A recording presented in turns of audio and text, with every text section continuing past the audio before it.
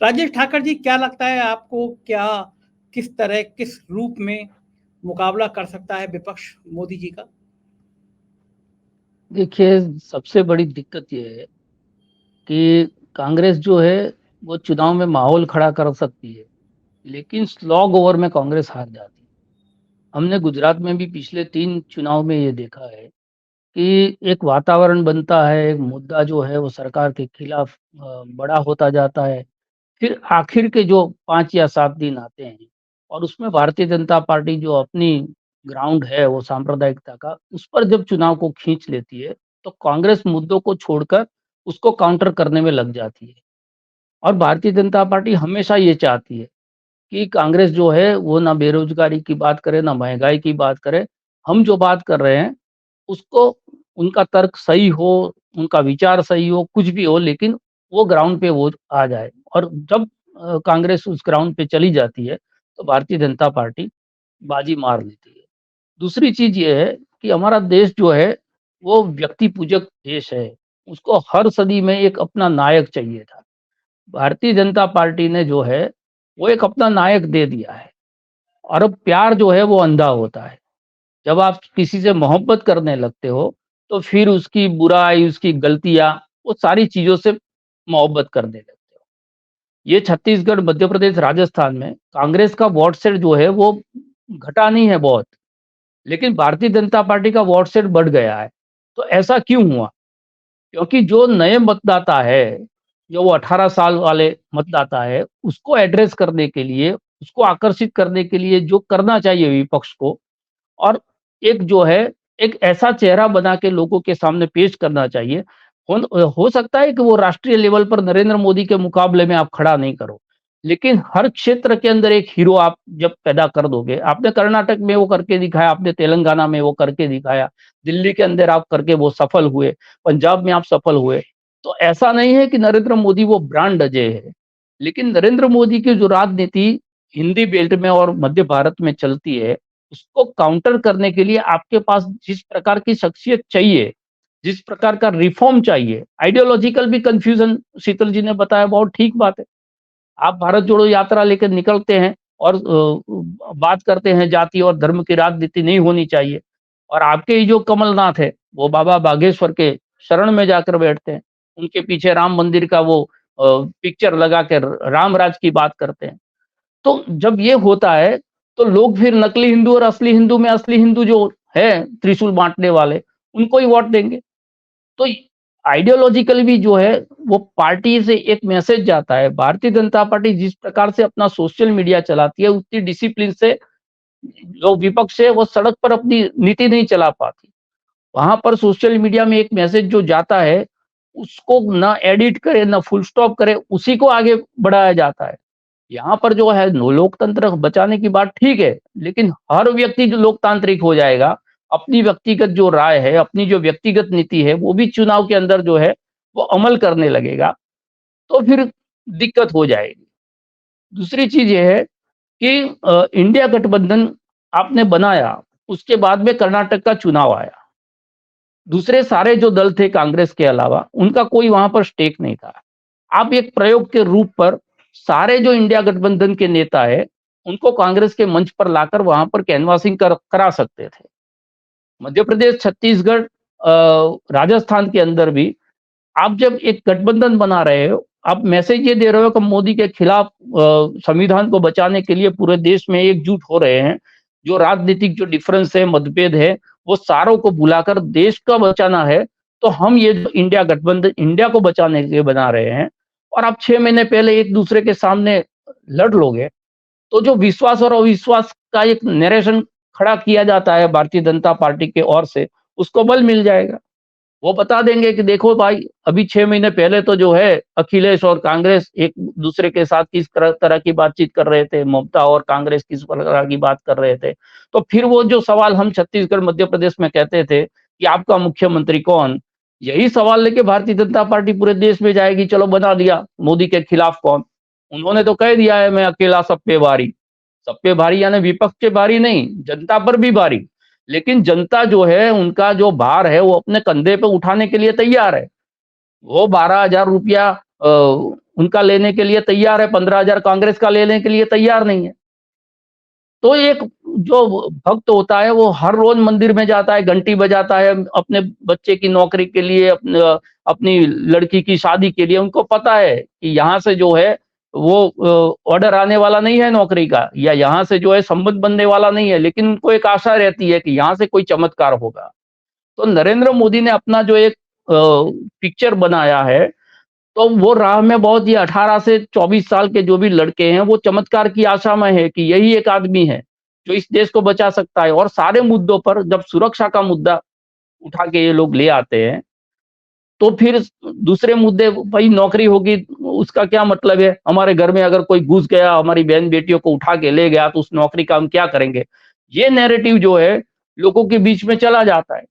और आज का जो युवा है, वो सुबह में घर में आता, अखबार जो है वो उठाता नहीं है, वो सुबह में उठ के जो है अपना मोबाइल उठाता है, और उसमें ये दिव्य पुरुष प्रकट हो जाते हैं, और सोशल मीडिया में उनके जो आभा मंडल की जो चमत्कारिक बातें हैं, वो सारी बातें जो है विश्व के अंदर आज यही बात अभी गुजरात के अंदर हो रही है। अगर नरेंद्र मोदी नहीं होते, जैसे इजराइल में घुस गए, वैसे वो गुजरात के कच्छ बॉर्डर से भी घुस सकते थे। ये तो नरेंद्र मोदी का ताप है। यानी 2014 से पहले जो है हमारी बहन बेटियां जो है सुरक्षित नहीं थी, हमारे घर में कोई भी आके जो है हमारे तिजोरी से पैसा लेके चला जाता था, बिल्कुल अराजक ये देश था। तो ये नैरेटिव जो गलत है, नरेंद्र मोदी का झूठ जो है वो धड़ल्ले से बीत जाता है, और आपकी जो सच्चाई है, आपके जो सच्चे तर्क है, आपकी जो गांधी मूल्यों की आइडियोलॉजी है, वो नहीं चलती, और गॉडसे वाली आइडियोलॉजी चल जाती है। तो आपकी आइडियोलॉजी के डिफेंड करने के लिए जिस प्रकार के ब्रांड एम्बेसडर, जिसको हम प्रवक्ता बोलते हैं, होने चाहिए। आज ही गुजरात में 8 बजे से सारी न्यूज़ चैनलों को एक लेसन होमवर्क दे दिया है, ईवीएम पर चर्चा कराओ। अब कांग्रेस जो बात दिग्विजय सिंह कर रहे हैं, जो राकेश जी ने बात की, कांग्रेस ने ये तय किया है कि ईवीएम पर बोलने के लिए हम कोई नहीं जाएगा। तो ये कन्फ्यूजन है। जब आपको ईवीएम से दिक्कत है, भारतीय जनता पार्टी ने बिल्कुल सही बात की, सुब्रमण्यम स्वामी ने भी ये मुद्दा उठाया हुआ है ईवीएम वाला। तो जो मुद्दा भारतीय जनता पार्टी पहले उठा चुकी है, आप अगर ये बात कर रहे हैं, तो फिर आपका जो शीर्ष नेतृत्व है वो कंफ्यूज हो जाता है। वो बोलता है नहीं, हमें जाकर उसमें ईवीएम के बारे में नहीं बोलना। और उसमें यही तर्क चला जाता है कि तेलंगाना में क्या ईवीएम नहीं था, इसमें वो नहीं था, राहुल गांधी को हमने क्यों जिता दिया, हमारा ईवीएम सेटिंग होता तो वो भी कर देते। तो ये सारी चीजें हैं, लेकिन उसके जो तर्क होने, आम आदमी पार्टी ने, उन्होंने डेमोन्स्ट्रेशन किया था ईवीएम लाके, सौरभ भारद्वाज जो है वो बहुत सारी बातें की थी। फिर जब उनकी राजनीति वहां पर दिल्ली में भी चल गई और पंजाब में चल गई, उन्होंने भी जो ईवीएम वाली बात है वो अवसर अवसर पर बोलते हैं, बाकी बोलना बंद कर देते।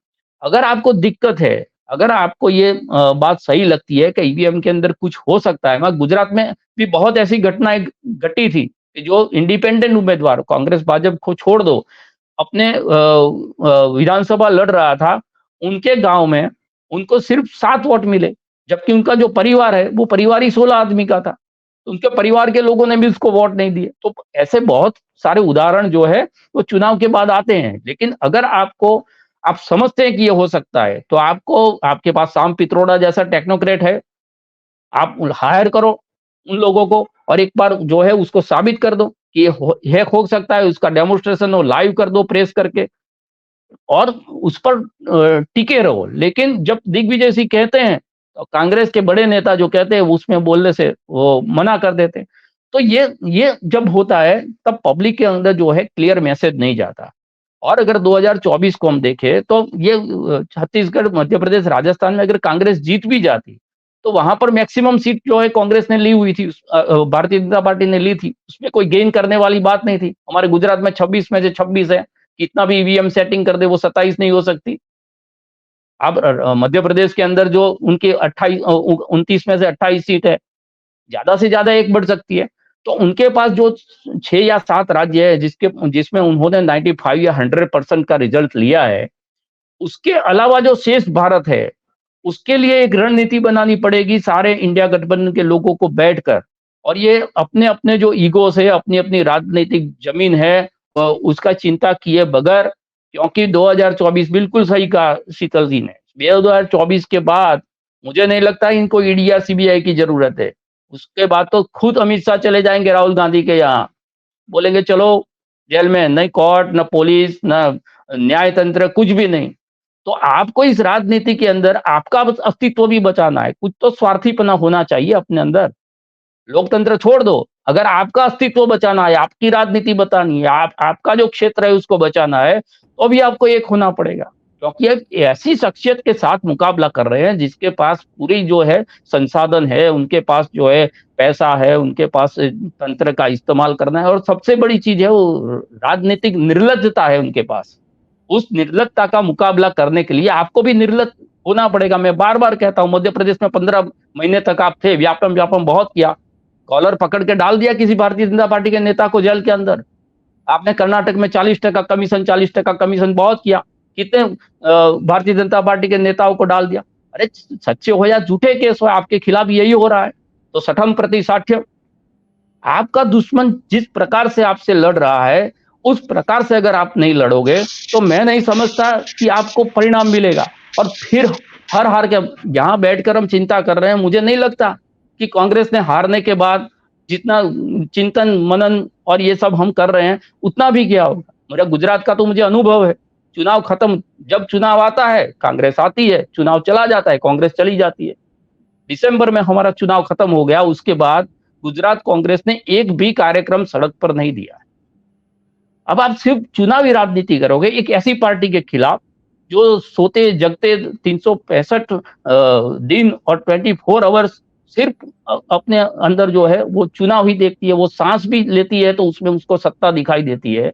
तो ऐसे दल के खिलाफ एक कॉर्पोरेट कल्चर की तरह उसको चुनाव लड़ते हैं। पेज प्रमुख बनने की एक कंडीशन है कि अगर पेज प्रमुख आपका जो पन्ना है उसमें 60 मतदार है आपके, और उसमें अगर भारतीय जनता पार्टी को बहुमत नहीं मिला तो आप पन्ना प्रमुख भी नहीं हो सकते।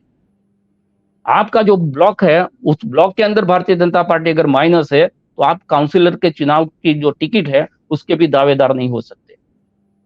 और कांग्रेस के अंदर जो है अपनी पंचायत जो है वो नहीं जिता सकते, ऐसे लोग जो है विधानसभा और लोकसभा लड़ लेते हैं। बहुत तो आपने बहुत बिल्कुल मुकाबला कांग्रेस को बहुत कड़ा करना पड़ेगा। ये चीजें जो है ये तो हमारा तो काम डॉक्टर का है, हम तो जो है कड़वी दवाई देंगे, मीठा मीठा खा के डायबिटीज कर देंगे उनको। तो ये 54 है तो 54 से 44, 44 से 34 होते जाएंगे।